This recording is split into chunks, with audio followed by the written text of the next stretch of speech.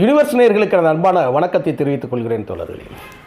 அரசியலில் இன்றைக்கி சாதாரண பதவிக்காக ஒருவரை கொலை செய்வதும், ஒருவர்களை காட்டி கொடுப்பதும், ஒரு கட்சி இன்னொரு கட்சியை அழிப்பதும்கான வேலைகள் நடந்துக்கிட்டு இருக்கிறத எல்லாரும் அரசியல் தெரிஞ்சவங்க எல்லாருமே தெரியும்.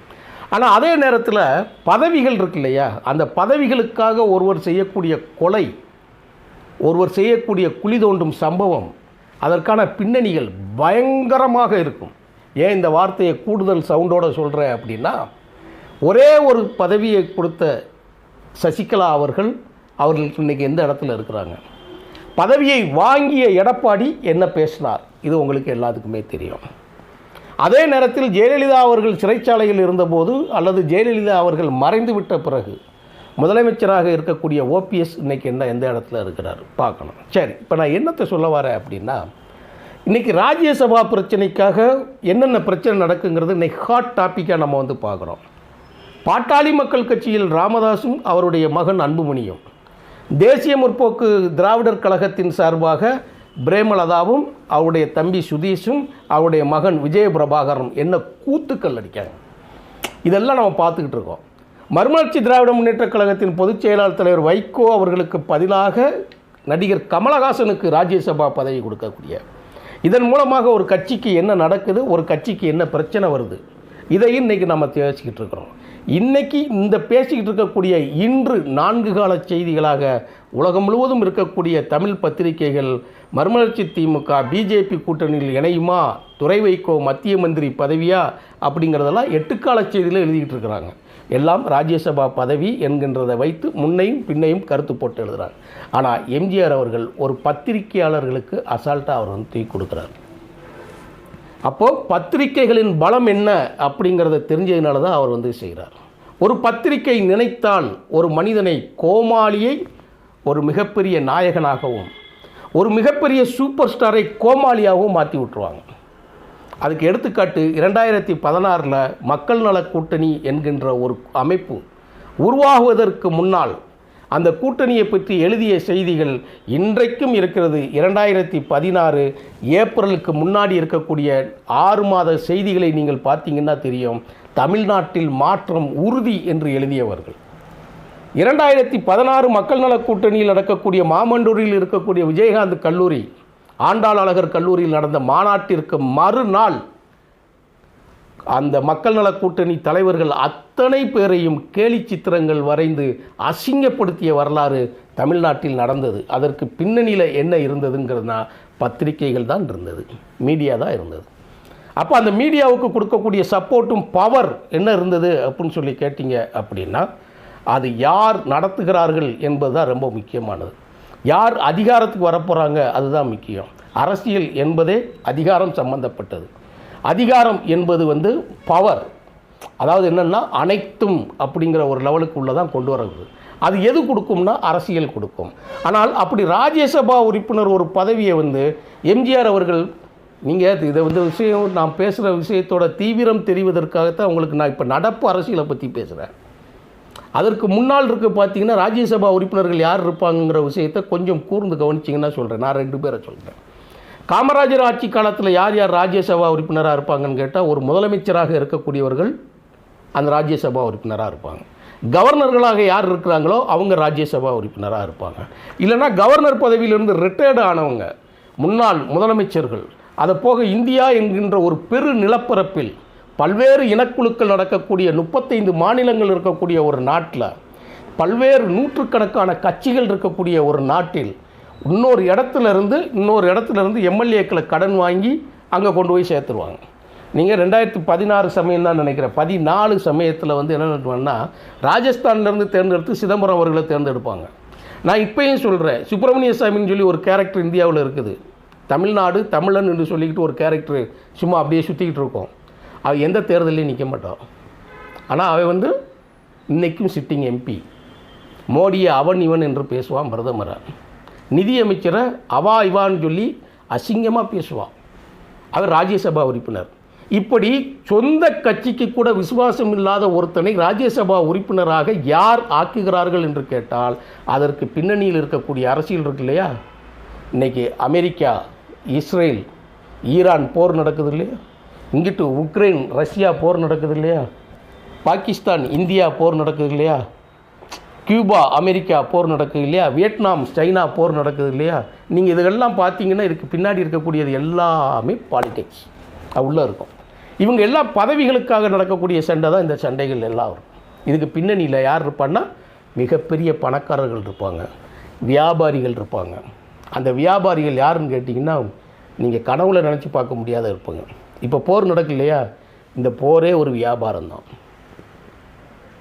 இந்தியா பாகிஸ்தான் போர் நடந்தது இல்லையா, அது ஒரு பிஸ்னஸ்.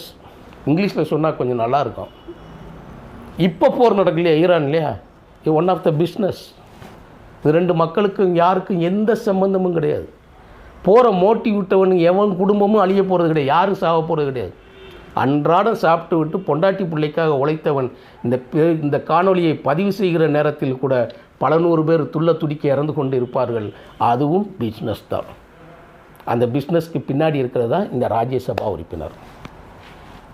இதை கேட்குறதுக்கு நீங்கள் கொஞ்சம் கூர்மையாக கேட்டிங்கன்னா உங்களுக்கு வந்து இதயம் வலிக்கும், அவ்வளோ பெரியது. இன்றைக்கி போன வாரம் ஒரு 10 நாளைக்கு முன்னாடி லண்டனில் இருந்துக்கிட்டு விஜய் மல்லையா பேசினார் இல்லையா, ஃப்ளைட்டு வெடித்தப்போ. நான் ஒன்றும் என்னை சும்மா அனுப்பலை, 3000 கோடிக்கு என்கிட்ட 9000 கோடி வாங்கிக்கிட்டு தான் அருண்ஜோட்டை சொல்லிட்டு தான் நான் வந்து லண்டனுக்கு வந்தேன்னு சொன்னாரா சொல்லலையா? ரொம்ப நாள் கிடையாதுல்ல, 10 நாளைக்கு முன்னாடி தானே சொன்னார். லண்டனில் உட்காந்து காலை ஆட்டிக்கிட்டே பத்திரிக்கை பார்த்துக்கிட்டே காஃபி குடிச்சிக்கிட்டே அருண் ஜோஷிட்ட சொல்லிட்டு தான் நான் வெளியே வந்தேன். அவர் ராஜ்யசபா உறுப்பினர். இன்னொருத்தன் வைர வியாபாரி ஓடினான் இல்லையா, அவர் ராஜ்யசபா உறுப்பினர். நாடாளுமன்றத்தின் கூட்டுக்குழுவில் இருக்கக்கூடிய மைய மண்டபத்தில் எதிர்க்கட்சி தலைவராக இருக்கக்கூடிய ராகுல் காந்தியோட நண்பர் கூட பேசிக்கிட்டு இருந்துட்டு அந்நியாரம் கிராஸ் பண்ண உள்துறை அமைச்சரும் நிதியமைச்சர் கூட பேசிட்டு தான் போனதாக பதிவு சொல்லியிருக்குது. இப்போ இந்த செய்தியை பேசக்கூடிய இந்த மதியழகன் சொல்லக்கூடிய செய்தி ஒரு வாரத்துக்கு முன்னாடி இருக்கக்கூடிய செய்தி தான் சொல்கிறேன். அப்படி கோடான கோடிகள் பணம் பெருக்கி வைக்கக்கூடிய முதலாளிகள், பிஸ்னஸ்மேன்களுக்கு கொடுக்கக்கூடிய பதவி தான் இது. நான் ரொம்ப லோக்கலாக சொல்கிறேன். நான் பொதுவாக எம்ஜிஆர் அவர்களுடைய சீரீஸோட கொஞ்சம் இதை சீரியஸாக சொல்கிறேன். லைவில் ஒரு விஷயம் சொல்லட்டுமா, இவங்க எல்லாம் எப்பயுமே இருப்பாங்க. இப்போ நாட்டில் இருக்கக்கூடிய நிதியமைச்சர் யார்? நிர்மலா சீதாராமன். தமிழ்நாட்டில் அப்பப்போ வந்து டான்ஸ் ஆடிட்டு போவாங்க. அந்த அம்மா அந்த புள்ள எந்த தேர்தலில் நின்றுருக்கா? ஒரு நிமிஷம் யோசிச்சு பாருங்கள். இந்தியாவில் 142 கோடி மக்களின் தலையெழுத்தை நிர்ணயிக்கக்கூடிய அந்த பெண் லண்டன் சூப்பர் மார்க்கெட்டில் வேலை செஞ்ச ஒரு வேலைக்காரி. நம்புவீங்களா? இந்தியாவின் வெளியுறவுத்துறை அமைச்சர் ஜெய்சங்கர் தமிழர். அவன் தமிழ்நாடுன்னு அவனுக்கே தெரியாது, நம்மளை சொல்லுவான். அவன் எந்த தேர்தலில் நின்று கிடையாது. இராணுவ அமைச்சராக இருக்கக்கூடிய ராஜ்நாத் சிங் தோல்வி அடைந்த ஒருவர் அமைச்சராக இருக்க, ராஜ்யசபா உறுப்பினர். நிர்மலா சீதாராமன் ராஜ்யசபா உறுப்பினர். ஜெய்சங்கர் ராஜ்யசபா உறுப்பினர். தமிழர்களுக்கு பிரதிநிதித்துவம் கொடுக்குறாங்க. அவங்களாம் என்னென்ன பதவியில் இருக்கிறாங்க பாருங்கள். ஒட்டுமொத்த ஐநா சபைகள் இருக்கக்கூடிய இந்த உலகத்தில் பூமியில் நிறைந்திருக்கக்கூடிய நாடுகள் 820 கோடி மக்கள், இந்த மனித பிறவி இருக்கு இல்லையா, மனித இனம் நகழுகின்ற இடத்துலலாம் இருப்பாங்க இல்லையா, அங்கெல்லாம் இராணுவ ஆட்சி நடத்துவதற்கு இணையாக இருக்கக்கூடிய பதவி தான் வெளியுறவுத்துறை அமைச்சர் பதவி. நினைச்சால் எந்த ஃப்ளைட்டு, எந்த நாடு, எங்கே வேணாலும்.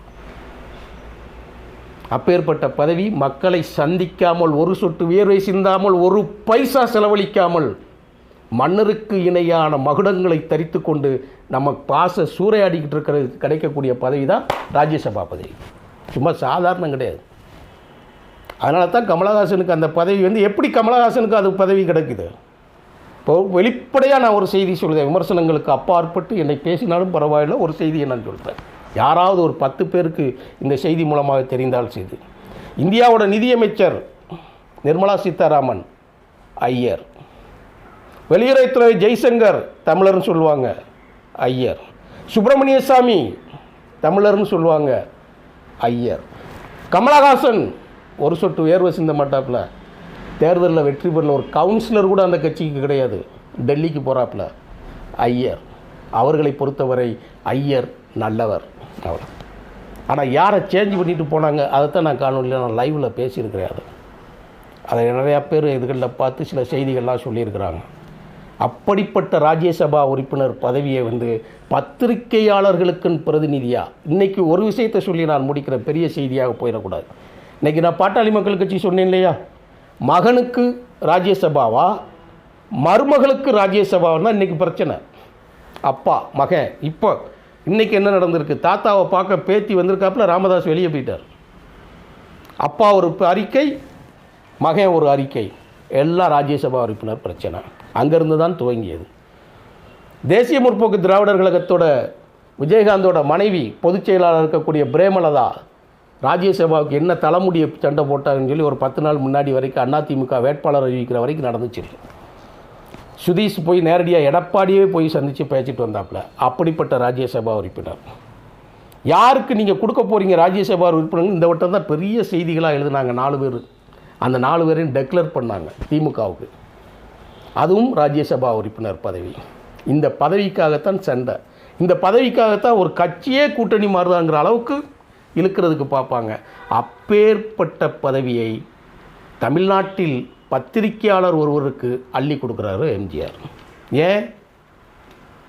ஜனநாயகத்தின் 4 தூண்கள் என்று சொல்லப்படக்கூடியது நிதி, நீதி, நிர்வாகம், பத்திரிகை. இந்திய அரசாங்கமே கொடுக்காது. இந்திய அரசாங்கம் என்ன கொடுக்கும்? பார்வையாளர் மாடத்தில் உட்கார வச்சுருப்பாங்க. ஆனால் பத்திரிகையாளர்களுக்கு இருக்கக்கூடிய பிரச்சனைகள்லாம் பேசுவதற்கு ஒரு ராஜ்யசபா உறுப்பினர் இருப்பவர் எம்ஜிஆர். அதைத்தான் நான் சொல்ல வரேன்.